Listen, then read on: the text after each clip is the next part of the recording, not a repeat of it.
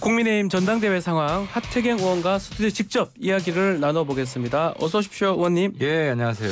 자, 직접 이렇게 출연해 주셔서 너무 감사드립니다. 예. 아침에 바쁘실 텐데 이렇게 항상 와주셔서 너무 고맙습니다. 아닙니다. YTN 당연히 와야죠. 네, 감사합니다. 박영칸이 꼭 와야죠. 자, 지금 전당대회가 아주 뜨거워지고 있습니다. 어제 네. 세 번째 토론회도 있었고요.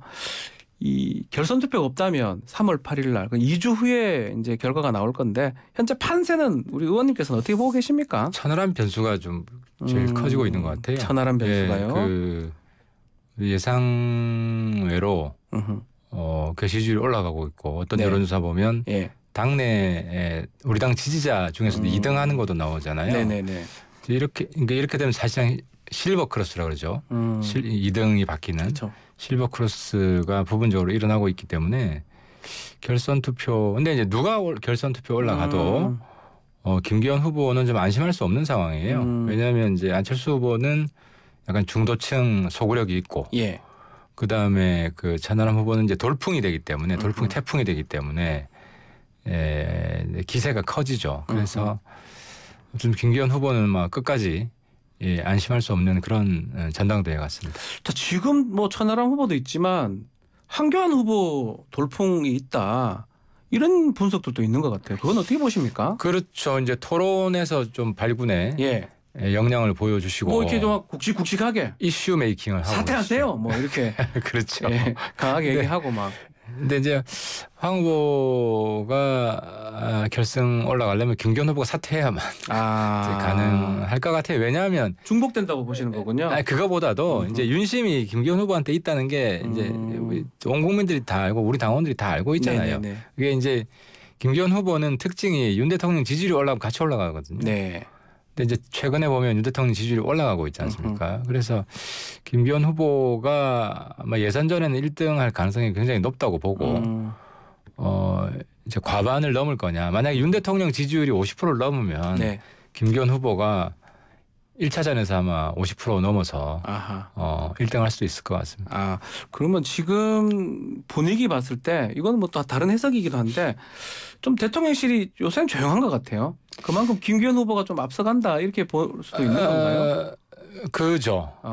근데 이제 지난번에도 제가 대통령실한테 잔소리 좀 많이 했어요. 예, 지금 여기서도 있었습니다. 하면 안 된다고. 예. 그리고 대통령실 사람들도 그걸 충분히 인식하고 있는 것 같고 이제 지지율이 떨어지더라도 대통령실이 김기현 후보 지지한다는 건 세상이 다 알고 있기 때문에 네네네. 굳이 나설 필요가 없습니다. 괜히 나섰다가 오히려 더 이제 다른 후보만 더 키워주고.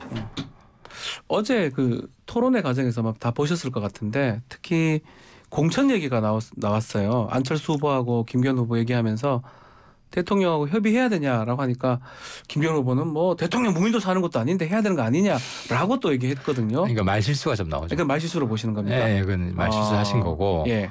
어쨌든 대통령 이제 당무에 있어서 중립 의무가 있는 거고 또 과거에 이제 박근혜 대통령 공천 개입. 그 때문에 물론 그때는 이제 공천 개입 구체적인 계획을 가지고 집행한 게 있어요. 그냥 말 한마디 가지고 뭐 위법 이렇게까지 가지는 않지만 어쨌든 국민들이 볼 때는 굉장히 부적절한 거라고 생각하기 때문에 그건 전형적인 말 실수고 그것뿐만 아니라 제가 볼 때는 저도 이제 울산 바로 옆에 살아서 얘기를 좀 듣는데 김기현 후보 땅 문제가 큰 건 아닌 것 같아요. 본인 좀 억울한 게 있는 것 같은데 문제는 해명 방식이 니들 민주당이냐 이런 식으로 이제 정체성 뭐 얘기를 하고 이재명식으로 공격한다는 거지. 그래서 오히려 이제 적으로 돌리는 거 아니에요, 일종을 보면. 그래서 그런 방식의 해명은 당 대표 될 사람으로서 적합하지 않다. 그래서 좀 팩트를 좀 자세하게 설명하는 방식으로 가더라도 김기현 후보 입장에서 그렇게 크게 불리하지 않다고 생각합니다. 자, 그 땅 투기 의혹이거든요. 또 두 가지 큰 쟁점 중에 하나가 땅 투기 의혹인데 어제 한교안 후보 같은 경우는 판결문 갖고 와가지고 이 봐라고 막 이렇게 하고 했던 그런 상황인데 민주당도 TF팀 만든다고 하거든요. 이거 앞으로 어떻게 될 것 같습니까? 그래서 저는 지금 우리 당 비대위가 끝물이라서 별로 일을 하려고 하는 것 같지는 않은데 이제 당대표 될 가능성이 가장 큰 사람이고 그리고 이제 본인도 원하는 것 같고 그래서 당에서 공식적으로 조사단을 만들어서 가급적 전당대회 전에 결과를 발표해 주는 것이 예, 김기현 후보를 위해서도 좋고 당을 위해서도 좋다고 생각합니다. 2주 남았는데 전당대회 전에 결과 발표 가능할까요? 그 뭐 조사할 게 그렇게 많이 있겠습니까? 그 등기 서류 같은 거 떼어보고 예. 현장 조사해보고 예. 그리고 과거에 이제 정책들 발표한 거랑 본인이 땅 매입한 시기랑 이거 비교하면 이 스토리가 복잡해 가지고 일반인들은 모르거든요. 네. 그러니까 자꾸 공격을 하고 해명을 잘 못하면 문제가 있나 보다 생각을 하고 해명을 잘하면 문제가 없나 보다 생각하는 거기 때문에 그렇죠. 근데 이제 김기현 후보 해명이 지금 뭐 너무 정치적이다. 팩트 위주로 해명하는 게 아니고 이게 오히려 김기현 후보한테 마이너스 작용을 하는 것 같다는 거죠. 이 땅 투기 의혹 혹시나 다음 총선 갈 때까지 제가 절대 그럴 일 없어요. 그 전에 다 끝납니다. 또 끝내야 된다고 생각하시는 거죠? 그렇죠. 금방 끝날 수 있는 문제고. 자 그리고 지금 말한 것처럼 천하람 후보 약진 얘기를 하셨는데 안천연대 가능성 어떻게 보십니까? 뭐 지금 이태원 상권 결과적으로 될 거예요. 될 거라고 보십니까? 왜냐하면은 결승에 김기현 후보가 떨어질 가능성은 현재로 봤을 때 높지 않고 예. 둘 중에 하나가 이제 결승에 올라갈 거 아닙니까? 천안 중에 한 명이 갈 것 같으니까. 네, 그렇죠. 그래서 물론 이제 천하람 후보 지지자들이 안철수 후보도 별로 안 좋아하죠. 안 좋아하지만 그 소위 저는 뭐 이 윤핵관 표현 쓰는 거 싫어하지만 그 주류에 대해서도 불만이 크고 더 크기 때문에 1차 투표한 사람이 2차 투표는 하게 돼 있거든요. 그럼 뭐 둘 중에 뭐 누구를 더 찍겠냐. 저는 만약 안철수가 올라가면 안철수 쪽으로 표가 쏠릴 거고 천하람 쪽으로 쏠리게 되면 그 돌풍 때문에 중도층에 있는 사람들도 천하람 후보가 2030 지지를 받지만 이준석 대표랑 연대를 해서 중도층에도 그렇게 거부감이 없거든요. 그래서 아마 예측할 수 없는 그런 결승이 될 것 같습니다. 어제 저희 이준석 전 대표 인터뷰를 같이 했었는데 거기서 했던 게 연대의 대상이 아니라 안철수 후보하고는 서로가 포섭할 수 있는 대상이 될 거다 이렇게 하는데 그 맥락이 같은 거네요. 그렇죠. 어차피 같이 가야 되니까. 그걸 뭐가 선거 과정에서 연대는 안 되지만 결과론적으로 그 지지자들이 한쪽으로 쏠릴 거라는 거죠. 좀 하태경 의원님 혹시 이준석 대표님하고도 또 친분이 좀 있는 거잖아요. 그렇죠. 어떻습니까? 지금 이 전 대표가 이른바 천하용인 뒤에서 뭐 조정한다 이 표현 좀 아닌가 하고 하여튼 감독이다 이렇게 얘기를 하면서 친윤계하고 좀 부딪히는 모양새잖아요. 그 상황은 어떻게 보고 계십니까? 이 이제 갈등이 있는데 과거에 그 박근혜, 이명박 그 이제 전당대회 두 분이 붙어서 MB 대통령이 됐을 때도 갈등이 있었잖아요. 그 갈등보다는 크지 않아요. 그리고 이제 현역 의원들 중에서 소위 이준석 대표한테 우호적인 분이 거의 없어요. 그래서 당내 갈등이 그렇습니까? 그렇게 뭐 아주 파괴적일 정도로 클 수가 없는 구조로 돼 있어요. 당내에서는. 당내에서는. 그리고 이제 천하람 후보 같은 경우는 또 이제 다른 의원들하고도 우호적으로 더 잘 지낼 수 있는 그런 캐릭터고 해서 천하람 후보가 만약에 당대표가 된다고 하더라도 저는 뭐 당내 갈등 문제는 오히려 더 잘 해결할 수 있다. 이준석 전 대표보다는 나을 것이다. 갈등 문제에 대해서는. 그렇게 보시는 거군요. 전 낫다고 봅니다. 그게 이준석 대표랑 비교했을 때 천하람 후보가 좀 더 우월한 그런 영역 같습니다. 지금 댓글에 유튜브 댓글창에 많은 분들이 이제 글들 주시고 있는데 눈에 띄는 게 하태경 의원님은 왜 목소리를 안 내냐 이런 얘기가 있습니다. 제가 왜 출마를 안 했냐? 뭐 출마를 아니면 뭐 친윤이냐 아니면 이준석 쪽이냐 이 목소리 내는 거. 저는 양쪽에서 욕 다 얻어먹고 있죠. 왜냐하면 제가 이제 윤 대통령하고 이준석 그 선거 과정에 대통령 선거 과정에서도 큰 갈등이 있었잖아요. 그걸 좀 이제 화해를 시켜보려고 노력을 많이 했고 지금 보면 거의 화해가 어려운 끝난 거 단기간에 물론 뭐 임기가 한 4, 5년 남아 있으니까 불가능한 건 아니에요. 특히 총선 때는 보면 누구든 다 표를 모아야 돼요. 이준석 표도 모아야 되고 심지어 김기현 후보도 유승민 하고도 선거 때는 같이 하겠다. 그렇게 됩니다. 이제 그런 과정에 이제 다시 힘을 합칠 수 있는 계기가 있는데 아직까지는 뭐 소위 그 루비콘강을 건넌 느낌이어서 지금 양쪽에서 욕을 다 얻어먹고 있죠. 하지만 윤 대통령 5년간 같이 가야 되고 윤 대통령 성공을 시켜야 되기 때문에 제가 이준석 그 전 대표 지지자들 마음을 제가 모르는 건 아니지만 그렇다고 해서 제가 대통령을 공격하고 뭐 어떤 반윤 입장에 설 수는 없죠. 입장이 참 곤란하다 이럴 수도 있는데. 그렇죠. 저는 이제 친윤이고 친준이죠. 친주는 뭐죠? 친이준석. 아, 이준석. 왜냐하면 이준석도 같이 가야 된다는 생각을 가지고 있고 물론 우리 당내에서 많은 분들이 이준석과는 같이 갈 수 없다. 심지어 유승민하고도 같이 갈 수 없다. 그런 분들이 있는데 선거 때 가면 다 힘을 합칠 수밖에 없어요. 합칠 수밖에 없을 것이다. 선거 얘기를 지금 하셨는데 이 전당대 이후가 지금 더 걱정스럽다는 얘기도 많습니다. 뭐 누가 되든지 간에 공천 갈등 전당대 직후부터 계속 될 것이다. 이런 분석도 있는데요.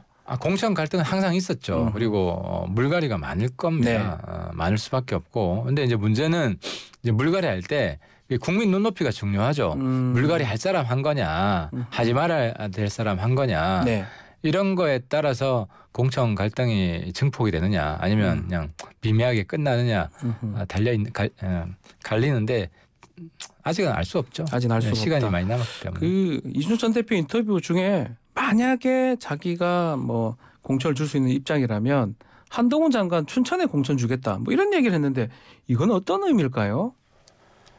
춘천 거의 고향이 아닌 고향인가 거기가? 그 부모님 고향이더라고요. 아, 부모님 고향입니까? 부모님 고향이어서 뭐 이제 한동훈 장관은 전국적인 입지를 다졌기 때문에 저는 어디에 출마해도 약간은 쉽지 않은 곳에 가라 이런 험지에 가라. 춘천은 그렇게 우리 당 입장에서 볼 때는 아주 험지는 아니에요. 또 험지는 아닙니까? 그 전에 김진태 의원이 몇 번 했던 곳이고. 그래서 저는 이제 문제는 한동훈 장관이 어떤 진로를 선택할 거냐. 윤 대통령 도와서 행정부에 계속 있을 거냐, 아니면 정치권으로 올 거냐, 그 결단을 먼저 해야 되겠죠. 알겠습니다. 정기 개편 얘기도 자꾸 나오고 있는데 하태경 의원님도 그 말씀하셨어요. 제3당 나올 가능성도 있다 이렇게 전망을 하셨는데 근거가 있는 겁니까? 그렇죠. 그러니까 지금 저는 민주당 의원들이 상당히 좀 지금 여유 부리고 있다, 방심하고 있다고 보는데 이재명 그 의원이 당 대표직을 내려놓을 것인가? 지금 보면 이번에는 부결시키지만. 이제 이재명 당대표 체제가 지속되면 안 된다고 생각하는 사람이 굉장히 많거든요. 근데 이제 스스로 내려놓지 않으면 여기에 동의 못하는 사람들이 꽤 됩니다. 그러면 그분들이 난파선에서 뛰어내리지 않겠습니까? 민주당의 분당 가능성을 보시는 거군요. 그렇죠. 민주당 분당 가능성이 우리 당보다 훨씬 큽니다. 그거. 물론 이재명 대표가 당대표직에서 내려오면 뭐 분당 가능성은 없지만 내려오겠습니까? 그렇다면 지금 국민의힘에서는 좀 갈라질 가능성 없는 겁니까? 지금 당장은 크게 없는데 이제 그 공천 앞두고 무리한 공천. 뭐 최근에 이제 루머 도는 게 뭐 윤석열 대통령 가까운 뭐 검사 50명을 내리꽂는다. 뭐 그런 얘기가 뭐 공천부가 정해졌다. 유언비어라고 생각해요. 상식적으로 그럼 우리 총선 망하는데 그럴 수가 없고요. 근데 만약에 이제 그런 무모한 일들이 진행된다 그러면 일부에서 반기를 들고 나갈 수가 있죠. 만약에 뭐 예를 들어서 뭐 의원님 지역구도 그렇지만 영남 지역에 그런 일이 일어날 가능성이 높겠죠.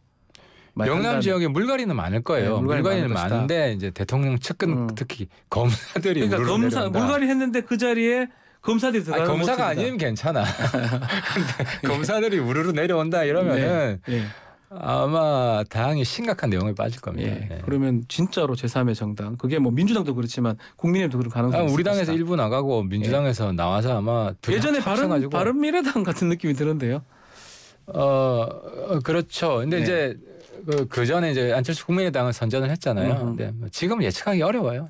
시간을 좀 더 지켜봐야 됩니다. 자, 민주당 얘기를 좀 했었는데 일단은 부결로 지금 좀 분위기가 모아지는 것 같은데 의원님은 계속 이 가결 쪽으로 말씀을 하시더라고요. 이번에 당장 가결된다는 건 아니고 포텐셜이 있다.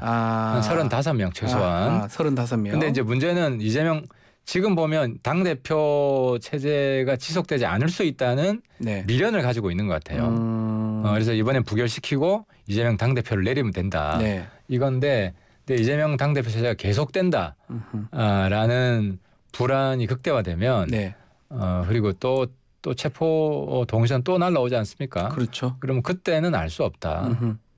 자, 그러다 보니까 어젠가요 이재명 대표가 국가 권력을 가지고 이렇게 장난을 하면 깡패지 대통령이냐 이렇게 좀 강한 발언을 좀 했습니다. 그 부분은 어떻게 보십니까? 이런 거죠. 이제 사람이 이제 인생에 미래가 없으면 이판사판 막가파로 살잖아요. 막가파다. 정치 이재명 대표는 뭐 지금 뭐 소위 뭐 발악을 하고 있는데 끝났어요 이미. 예. 정치 생명 끝났고 정치 미래가 없거든요. 본인 미래가 없으니까 뭐 막장 정치, 막가빠 정치 아무 말이나 하고 있는 거죠. 그러면 오늘 10시 반 정도에 또 기자회견도 한다고 하는데 그 기자회견이 플러스가 될 수 있을까요? 민주당이나 이재명 대표 입장에서 마이너스가 될까요? 그러니까 대한민국이 이제 사법부가 그나마 공정한 편이고 네. 또 이제 팩트와 증거에 의해서 이제 판결을 내리고 언론에 이제 민주당 내에서도 있잖아요. 물러가라고 용기 있는 몇몇 사람들이 이야기를 하는데 너무나 명확한 증거리고 최소한 10년 이상 저는 거의 뭐 감옥에서 못 나올 거라고 생각하는데 평생을 이제 이런 상황에서는 결국 깜빵의 대법에서도 최종 유죄가 나올 것이고 오래 살 건데 이제 본인은 총선까지 버티려고 하는 거죠. 아 총선까지. 네, 총선까지 대법이 끝나진 않을 거 아닙니까? 그러면 또 다시 이 정치 활로가 열릴 수 있다라는 이제 틈새 시장을 찾고 있는데 뭐 그렇더라도 다음 대선에 나갈 수도 없는 거고 이제는 그런 여론전일 것이다 이렇게 보시는 거군요. 그렇죠. 뭐 최후의 단발말을 하고 있는 거죠. 알겠습니다. 자 지금 정부 얘기를 좀 해보면 노조를 좀 강하게 좀 대응하는 모양새거든요. 예. 이거 방향은 어떻게 보십니까? 아주 잘하고 있는 거예요. 아주 잘하는 것이다. 이건 윤석열 대통령만이 할 수 있는 거고 제가 환노위도 했고 국토위도 했고 잘 알고 있는데 거의 미국 20세기 초반에 마피아 노조처럼 그때 노조랑 마피아가 결탁해서 이권 독점하고 뭐 그랬는데 지금 우리 노조가 민노총이 특히 그래요. 건설 현장에 가보면은 최근 타워 크레인 나오잖아요.